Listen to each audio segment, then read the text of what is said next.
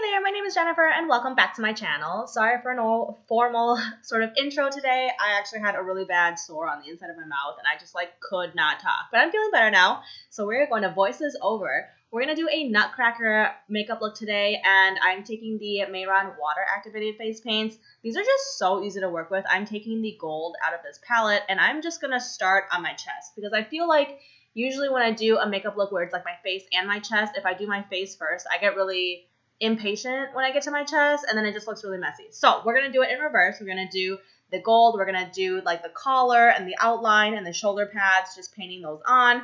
And then I'm taking the red and I'm filling in the spaces. So I realized that the big brush was way too hard to work with. So then I switched to the little brush to outline the gold that I just drew on.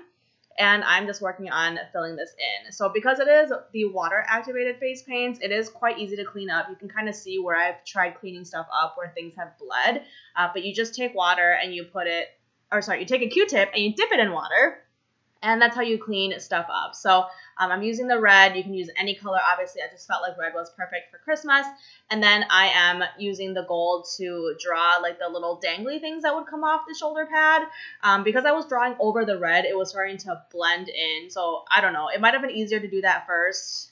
I don't know if I would do it any differently though, to be honest. And then I'm just coloring in sort of the middle chest section with black, kind of like a black undershirt. That way the gold really pops. Anyway, and then I'm taking the black eyeshadow out of the Urban Decay Born to Run palette. I know it's discontinued, but just take any black eyeshadow or dark brown. I'm taking a fluffy brush and I am sort of just coloring in the bottoms of those shoulder pads to give it a little bit more dimension, as well as a little bit on the gold sort of decoration or spots on the shirt. That way it just looks like there's, a little bit of 3D shadow effect to it. And then it felt like it was missing something, so I'm taking that gold again and I'm just dotting it on the trim, I guess, of the shirt with the end of a brush. So then I'm just going to go ahead and work on my face. So I'm done with my chest now. I'm just putting on some foundation, filling in my brows, very normal here to a normal makeup routine. I'm taking a neutral light brown. I'm dusting this all over the crease and really blending that out with a big brush. Then I'm taking, this is like a darker maroon, almost brown color, filling that in on the outer thirds of my eye, also bringing it into my crease a little bit, and then taking that big fluffy brush from before and blending that out towards the top.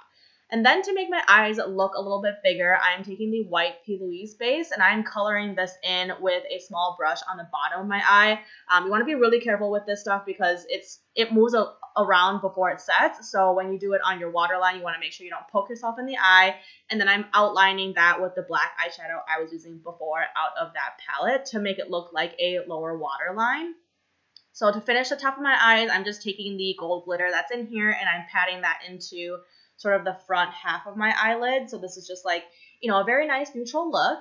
And then I am going to go ahead and add a wing, maybe a little bit bigger than I normally would for like an everyday look, just because, the eyes are a little bit exaggerated. So you want the wing to be exaggerated. And then I'm taking the same eyeliner and drawing on my lower lashes. You could definitely glue on fake lashes on the bottom, but I just didn't really have the right type of lashes to do that. So that's why I drew them on. But I did pop fake lashes on the top. So that's what I'm doing here. Next, we're just going to move on to the rest of our face. I'm taking bronzer and I'm really trying to scoop like the front bottom to really try to make my cheeks pop. And this is really exaggerated just because I was trying to get that dimension on my face to, look like the face of a Nutcracker. I'm also bronzing sort of the tops as well.